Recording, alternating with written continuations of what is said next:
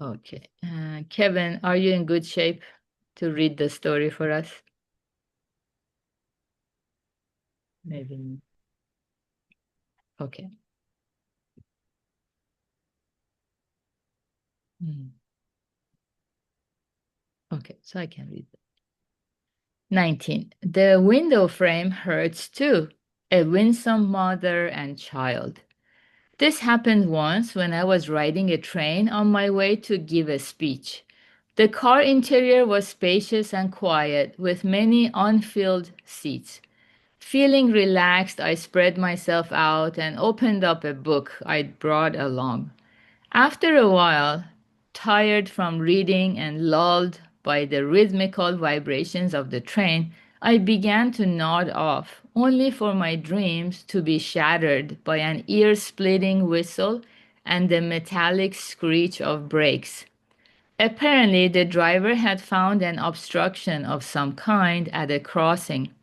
The shock of the sudden stop threw me forward, but I managed somehow to stay upright. In the same instant, the shrill sobs of a little child rang out.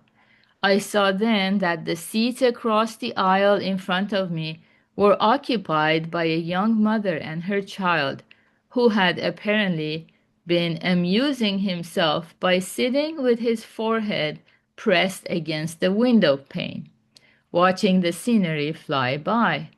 When the train jerked to a stop, the tot's head banged sharply into the window frame. His wails grew louder and more frantic. Afraid he was hurt, I jumped up, but to my relief, there was no sign of injury. Then I witnessed a scene so heartwarming that I was deeply touched. As the child's pain lessened, he gradually quieted down, while his mother rubbed his head reassuringly and murmured soothing words. Sweetheart, that must really hurt. I'm so sorry. I'll rub it for you and make the pain go away. But you weren't the only one who got hurt. The poor window frame did too. Let's rub it and make it feel better, shall we? The tot nodded, and sure enough, he and his mother together began to pat the window frame. I felt ashamed of myself, for I had assumed she would say something more on these lines. That must really hurt. I'm so sorry. It's all the fault of this naughty window frame. Let's spank it and teach it a lesson, shall we? Such a scene is common enough, giving a toddler a vent for his rage and allowing the moment to pass. All too often, when faced with difficulties, we cope by searching for someone else to blame for our suffering. Perhaps, I reflected, we parents implant this response in our children without meaning to. The child is father of the man, goes the saying, and surely parents have enormous influence in shaping the character of small children. People who think only of themselves and cannot empathize with others end in the darkness.